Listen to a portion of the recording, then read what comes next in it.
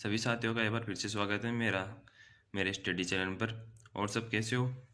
सबकी पढ़ाई अच्छी चल रही होगी। तो हम पढ़ रहे थे राजस्थान की राज्य व्यवस्था, उसमें हमारा आज एक नया टॉपिक है प्रमुख अधिनियम। और आज हम 3 टॉपिक पूरे कर लेंगे, यानी हमारे 3 चैप्टर पूरे करेंगे इस वीडियो में हम। तो छोटे छोटे चैप्टर है 3 हमारा। एक तो अधिनियम हो गया, और एक लोकायुक्त, और एक महाधिवक्ता। ये 3 चैप्टर पूरे करेंगे हम। जिस मैंने अभी तक हमारा यूट्यूब चैनल सब्सक्राइब नहीं किया तो प्लीज़ वो पहले सब्सक्राइब कर ले, और वीडियो को लाइक करना ना भूले, और अपना सपोर्ट बनाए रखें। आपकी सपोर्ट से ही हम कुछ कर सकते हैं। आपके लिए वीडियो ला रहा हूँ मैं, प्लीज़ सपोर्ट मी। तो हम चालू करते हैं प्रमुख अधिनियम। नागरिक अधिकारिक पत्र, जो हमारा पहला आता है इसमें पॉइंट, नागरिक अधिकारी पत्र। विश्व में सर्वप्रथम ब्रिटेन में नागरिक अधिकारी पत्र का प्रारंभ 1991 में हुआ। फिर भारत में सिटीजन शब्द का अर्थ, जो नागरिक अधिकारी पत्र नहीं, यानी सिटीजन, यानी कहाँ की नागरिकता होती है उसे सिटीजन कहते हैं। ग्राहकों को जिनके हित और मूल्यों नागरिक अधिकारी पत्र से संबोधित होते हैं। भारत में सिटीजन चार्ट को लागू करने हेतु 24 मई 1997 में मुख्यमंत्रियों का सम्मेलन प्रभावी तथा उत्तरदायी प्रशासन विषय पर आयोजित किया गया, जिसमें 9 सूचियां कार्य योजना तैयार की गई। बाद में सर्वप्रथम सिटीजन चार्ट 1997 में खाद्य एवं आपूर्ति मंत्रालय ने जारी किया। राजस्थान में सिटीजन चार्ट 1998 में नागरिक आपूर्ति विभाग द्वारा, और 1999 में राजस्व मंडल ने जारी किया। फिर नेक्स्ट पॉइंट है आपका सिटीजन चार्ट के प्रमुख सिद्धांत और बिंदु। गुणात्मक व समयबद्ध सेवा प्रदान करना, नागरिक उन्मुखी शासन और ग्राहक सेवा को सुविधा बनाना, उपभोक्ता का वितरण, सेवाओं में गुणवत्ता में सुधार, प्रशासन में पारदर्शिता, जवाबदेही और उत्तरदायित्व लाना, ताकि सुशासन की स्थापना की जा सके। फिर आपके लिए एक नोट है, राजस्थान सरकार द्वारा 18 दिसंबर 2019 को राजस्थान में जन आधार प्राधिकार अध्यादेश 2019 लागू किया। फिर नेक्स्ट आता है आपका पॉइंट, राजस्थान लोक सेवा गारंटी अधिनियम। नेक्स्ट अधिनियम है हमारा 2011 को अधिनियम 2011। ये अधिनियम 2011 में अधिनियम संख्या 23वां था। लोक सेवाओं को उत्तरदायी व जवाबदेही बनाने के उद्देश्य से मुख्यमंत्री अशोक गहलोत ने 14 नवंबर 2011 को राजस्थान लोक सेवा गारंटी अधिनियम 2011 लागू किया। इस अधिनियम में आपको राज्यपाल की स्वीकृति कब मिलती है, तो 21 सितंबर 2011 को प्राप्त होती है। इस अधिनियम को राज्य विधानसभा द्वारा भारत के 62वें गणतंत्र वर्ष पर पारित किया गया। आपके लिए एक और नोट है। फिर मध्य प्रदेश भारत का पहला राज्य है जिन्होंने 2010 को लोक सेवा गारंटी लागू किया, यानी ये आपके लिए इम्पोर्टेंट है। जो पहला कौन सा है भारत का राज्य जिसने ये लागू किया, तो वह मध्य प्रदेश होगा। प्रारंभ में इस अधिनियम के तहत 15 विभाग की 108 सेवाएं जनता के लिए उपलब्ध कराई गई। वर्तमान में 27 विभाग द्वारा 287 सेवाएं उपलब्ध है। अधिनियम के उद्देश्य, जनता की समस्याओं का निवारण, पारदर्शिता लाना, सरकारी अधिकारियों में भ्रष्टाचार को कम करना, सेवा प्राप्ति का अधिकार। फिर आता है इसमें नेक्स्ट पॉइंट, अपील के प्रावधान। प्रथम अपील, कोई व्यक्ति जिसने किसी सेवा के लिए आवेदन किया और उसका आवेदन नामंजूर कर दिया जाए तो नियम समय में सेवा प्रदान नहीं की जाए तो निर्धारित समय सीमा समाप्त होने की तिथि से 30 दिवस के भीतर प्रथम अपील अधिकारी के समक्ष अपील की जा सकती है। प्रथम अपील अधिकारी किस दिन के भीतर शिकायत का निस्तारण करेगा। फिर द्वितीय अपील, प्रथम अपील अधिकारी के निर्णय के विरुद्ध 60 दिन के भीतर द्वितीय अधिकारी को अपील की जा सकती है। द्वितीय अपील अधिकारी 60 दिन के बाद भी अपील स्वीकार कर सकेगा। द्वितीय अपील अधिकारी मामले की जांच करके दोषी कर्मचारियों के विरुद्ध आर्थिक दंड लगा सकता है, जो कम से कम 500 रुपये और अधिकतम 5000 रुपये होगा। यदि सेवा प्रदान करने की देरी होती है तो प्रतिदिन 250 रुपये तथा अधिकतम 5000 रुपये का आर्थिक दंड लगा सकेगा। सेवा प्रदान करने के समय गणना आवेदन की तिथि से की जाएगी, लेकिन इसमें अवकाश के दिनों की गणना नहीं की जाएंगी। यानी जो अवकाश मिलते हैं सरकारी उनकी नहीं की जाएगी गणना। अपील आवेदन के साथ कोई शुल्क दे नहीं होगा, यानी आप अपील करते हो तो उसका कोई शुल्क नहीं होगा। आपके लिए नोट एक, विवाह पंजीकरण व प्रमाण पत्र जारी करने की अधिकतम समय सीमा 7 दिन है। पुलिस विभाग द्वारा पासपोर्ट सत्यापन की सीमा 30 दिन और मूल निवास व जाति प्रमाण पत्र की समय सीमा 5 दिन आपकी। फिर आपका नया अधिनियम आता है एक, राजस्थान जन सुनवाई अधिकार अधिनियम 2012। लोक शिकायत के तुरंत निपटारे के साथ उनके निकटतम स्थान पर सुनवाई सुनिश्चित करने के लिए अधिनियम लाया गया। राजस्थान देश का पहला राज्य है जिसने सुनवाई का अधिकार अधिनियम 2012 लागू किया। ये देश का पहला जो हमारा राजस्थान है वो पहला राज्य है जिसमें ये अधिनियम लागू हुआ, इसलिए ये क्वेश्चन आपको इम्पोर्टेंट उसका ये डेट पूछी जा सकती है आपको। तो ये हमारी होगी 1 अगस्त 2012 को ये लागू किया गया। इसमें अपील कैसे कर सकते हैं? कोई व्यक्ति जिसे नियम समय सीमा के भीतर सुनवाई का अवसर प्रदान नहीं किया गया हो, वह 30 दिन के भीतर प्रथम अपील प्राधिकारी के समक्ष अपील कर सकेगा। यदि प्रथम अपील प्राधिकारी के निर्णय से असंतुष्ट हो या संतुष्ट नहीं है तो वह 30 दिन के भीतर द्वितीय अपील कर सकेगा। फिर नेक्स्ट पॉइंट है आपका, इस अपील के तहत परिवाद अपील और आवेदन के साथ कोई फीस देनी होगी, यानी ये अपील करेंगे तो कोई फीस देनी नहीं होगी आपके लिए, ये मुक्त होगा आपके, यानी एकदम फ्री। यदि लोक सुनवाई अधिकारी नियत समय सीमा के अंदर सुनवाई का अवसर प्रदान करने में विफल रहता है तो कम से कम 500 रुपये और अधिकतम 5,000 रुपये का आर्थिक दंड उस अधिकारी को लगाया जाएगा। यानी सुनवाई टाइम समय सीमा में नहीं करता है और आपकी सुनवाई स्पष्ट, यानी आपको जो तथ्य देता है वो गलत देता है तो उसको कम से कम 500 और अधिकतम 5,000 रुपये का जुर्माना हो सकता है। फिर हमारा नेक्स्ट आता है लोकायुक्त। हमने जो हमारा ये पूरा कर लिया ये टॉपिक प्रमुख अधिनियम, ये आपके इतना छोटा सा टॉपिक था। आपको ये आपके शॉर्ट नोट्स में ये मोस्ट है, इनमें से पूछा जाएगा, कोई क्वेश्चन आएगा तो ये आपके लिए इतना इम्पोर्टेंट नहीं है। आप ये चैप्टर इम्पोर्टेंट है आपके लिए। लोकायुक्त अधिकांश देशों में जिस संस्था, तो हम लोकायुक्त जो अधिकांश देशों में जिस संस्था को ओम्बुड्समैन कहते हैं उसे भारत के केंद्रीय स्तर पर लोकपाल या राज्य स्तर पर लोकायुक्त कहा जा सकता है। यानी इसका नाम हमारे भारत में तो लोकपाल है और राजस्थान में लोकायुक्त है। भारत में लोकपाल और लोकायुक्त का नाम 1963 में जोधपुर के कानूनविद डॉक्टर LM सिंघवी ने दिया। मोरारजी देसाई की अध्यक्षता में भारत के प्रथम प्रशासनिक सुधार आयोग 1966 से 70 ने सर्वप्रथम केंद्र स्तर पर लोकपाल व राज्य स्तर पर लोकायुक्त संस्था की सिफारिश की। लोकायुक्त से पहले लोकपाल विधेयक 1968 में रखा गया आपका, और भारत में सर्वप्रथम 1970 में उड़ीसा में लोकायुक्त विधेयक लाया गया। 1971 में महाराष्ट्र में व 1973 में राजस्थान में लोकायुक्त पद की स्थापना हुई। ये आपका लोगो होता है लोकायुक्त का। कई बार पूछ लेते हैं लोगों में किस प्रकार का निशान है, तो आपको अशोक चक्कर और उसके 3 ये जो है 3 ये व्यक्तियों के चित्र इसमें देख लेना है एक बार। फिर आपका नेक्स्ट पॉइंट आता है लोकायुक्त। लोकपाल और लोकायुक्त अधिनियम 2013 में राष्ट्रपति ने 31 दिसंबर 2013 को हस्ताक्षर किए। ये अधिनियम 16 जनवरी 2014 से प्रभावित हुआ। फिर राजस्थान में लोकायुक्त संस्था, इसमें 1973 में राजस्थान लोकायुक्त व उप लोकायुक्त अध्यादेश पारित हुआ जो 3 फरवरी 1973 से राजस्थान में प्रभावी हुआ। इसे 26 मार्च 1973 को राष्ट्रपति की स्वीकृति से प्राप्त हो गई। लोकायुक्त वैधानिक व सलाहकारी संस्था है। सलाहकारी यानी जांच कर सकता है, अपन दंड नहीं दे सकता, ओनली दंड के बारे में सलाह दे सकता है। इस निकाय में एक लोकायुक्त व 8 सदस्य होते हैं, यानी 1+8 यानी 9 कुल सदस्य।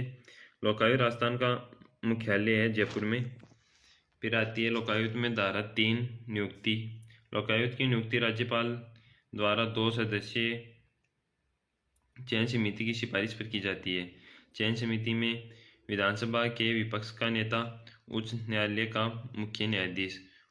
उप लोकायुक्त के नियुक्ति और लोकायुक्त के परामर्श से राज्यपाल द्वारा की जाती है। शपथ राज्यपाल और उनके द्वारा नियुक्त किसी व्यक्ति द्वारा। धारा 4 योग्यता। धारा 4 में आते हैं इसकी योग्यता क्या है हमारे लोकायुक्त की, तो वह उच्च न्यायालय के सेवानिवृत्त न्यायाधीश या उच्च न्यायालय के सेवानिवृत्त मुख्य न्यायाधीश हो। लाभ के पद पर धारण हो, संसद व विधानमंडल का सदस्य न हो, राजनीतिक दल से जुड़ा न हो। फिर आती है आपकी धारा 5 पदावधि व सेवा शर्तें। इसका कार्यकाल, वो आपका जो योग्यता वो तो इतने नहीं पूछती, पर एक कार्यकाल वाला ज़्यादा पूछता है कुछ, क्योंकि इसमें 2 है, या तो 5 वर्ष तक कार्यकाल या 65 वर्ष की आयु। यानी 65 वर्ष की आयु पहले पूरी हो जाती है तो उसको पहले बर्खास्त यानी वो त्याग हट जाता है, या उसकी आयु मान लो 60 है तो वो 65 का हो जाए, या उसकी आयु मान लो 50 है तो 55 आयु तक। ऐसे है इसमें, पहले भी ये सभी में से। फिर इसमें पुनर्नियुक्ति नहीं की जा सकती, एक बार जो अध्यक्ष बन गया उसकी पुनर्नियुक्ति नहीं होती। फिर त्यागपत्र राज्यपाल को देते हैं। वेतन भत्ते लोकायुक्त के वेतन भत्ते व पेंशन राज्य उच्च न्यायालय के मुख्य न्यायाधीश के समान ही होते हैं। फिर धारा 6 पद से हटाना। संविधान के अनुच्छेद 311 के में वर्णित प्रावधानों के तहत, यानी जो 311 में है संविधान में अनुच्छेद में, उनमें जो प्रावधान किए गए कदाचार व अस्पष्टता के आधार पर राज्यपाल पद से हटा सकता है। हटाने से पूर्व राज्यपाल द्वारा ऐसे व्यक्ति से जांच कराई जाएंगी जो उच्च न्यायालय का न्यायाधीश अथवा किसी उच्च न्यायालय का सेवावर्त या सेवानिवृत्त मुख्य न्यायाधीश हो।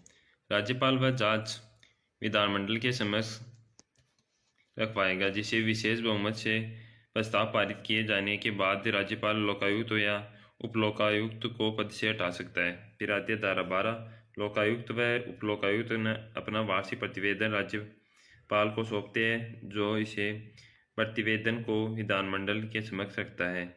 लोकायुक्त के क्षेत्राधिकार, राज्य के समस्त मंत्री, लोक सेवा व सचिव व विभागाध्यक्ष, जिला प्रमुख, उप जिला प्रमुख, पंचायत समिति के प्रधान व प्रधान, जिला परिषद व पंचायत समितियों की स्थायी समितियों के अध्यक्ष, नगर निगम में महापौर, उप महापौर, नगर पालिका व नगर विकास न्यासों के अध्यक्ष व उपाध्यक्ष, राजकीय कंपनी व निगम अथवा मंडलों के अध्यक्ष, अधिकारी व कर्मचारियों के विरुद्ध शिकायत की जांच।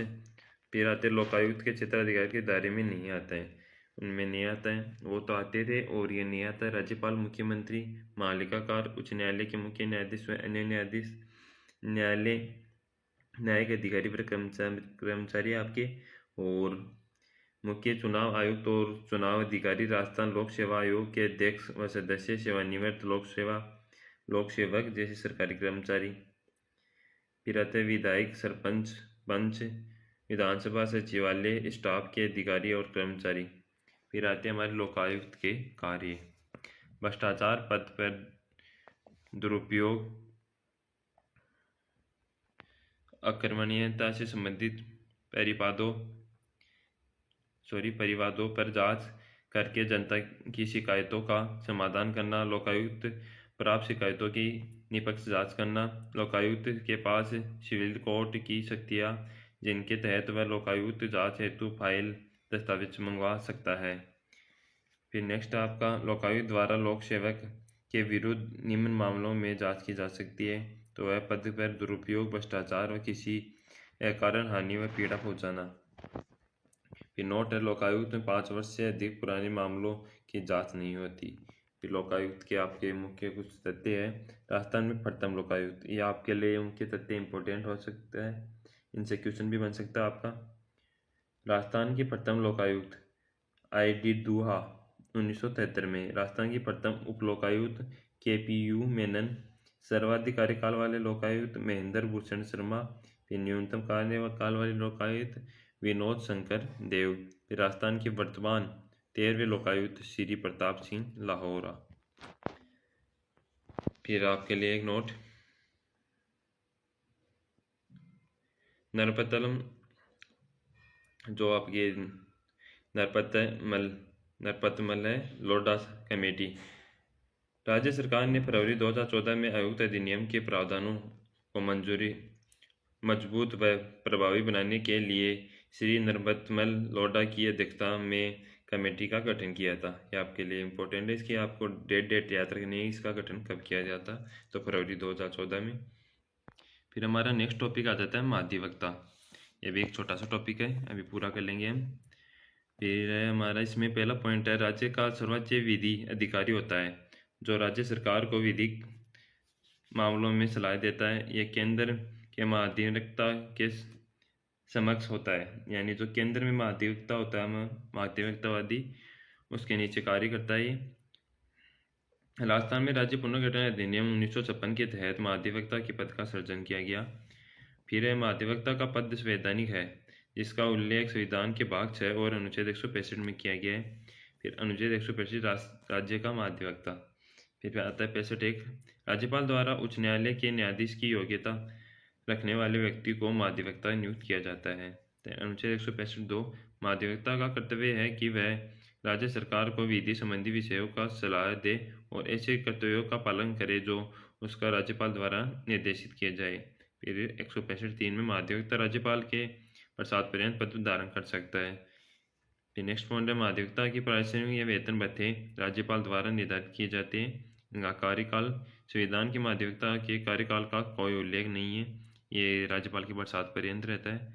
त्यागपत्र राज्यपाल को देता है। फिर अनुच्छेद 177 महाधिवक्ता राज्य विधानमंडल का सदस्य नहीं होता, लेकिन विधानमंडल की बैठकों में भाग ले सकता है, उनमें बोल सकता है, लेकिन मतदान नहीं कर सकता, यानी किसी मामले में सलाह दे सकता है, मतदान नहीं कर सकता।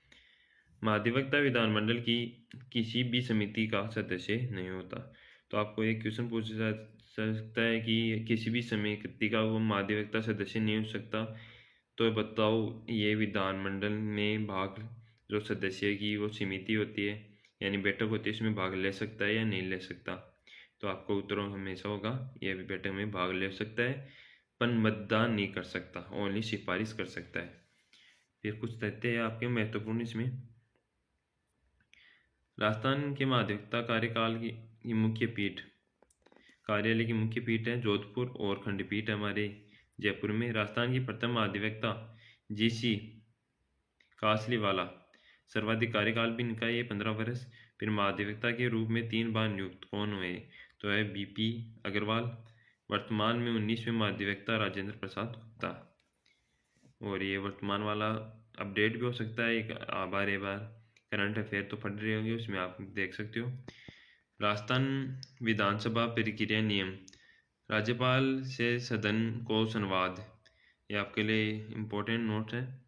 तो इसमें पहला हमारा राज्यपाल से सदन को संवाद अधिनियम 178, राज्यपाल द्वारा हस्ताक्षर किए हुए लिखित संदेश द्वारा अध्यक्ष को किया जाएगा। यदि राज्यपाल सदन की बैठकों के स्थान पर अनुपस्थित हो तो उसका संदेश मंत्री की फास्ट अध्यक्ष को भेजा जाएगा, यानी जो अध्यक्ष होता है वो अनुपस्थित हो तो उसको पहले ही संदेश भेजना होगा। फिर है सदन में राज्यपाल को संवाद नियम 179, सदन में प्रस्ताव किए जाने और स्वीकृति हो जाने के बाद औपचारिक समावेदन द्वारा अध्यक्ष को मार्फ किया जाएगा। तो ये इतना इम्पोर्टेंट नहीं है, बस इनके ये अनुच्छेद आपको याद रखने हैं, ये नियम।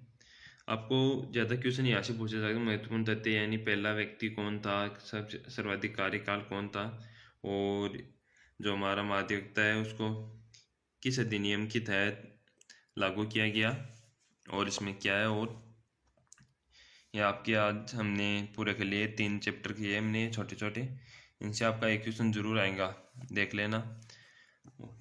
और हम कल नया चैप्टर चालू करेंगे हमारी पंचायती राज, तो ये हम कल में पूरा कर लेंगे हमारा पंचायती राज। ज़्यादा बड़ा चैप्टर नहीं है ये भी। तो हम मिलते हैं कल। जिस भाई को क्लास अच्छी लगी तो प्लीज़ वह क्लास को लाइक ज़रूर करें और अपना सपोर्ट बनाए रखें। धन्यवाद।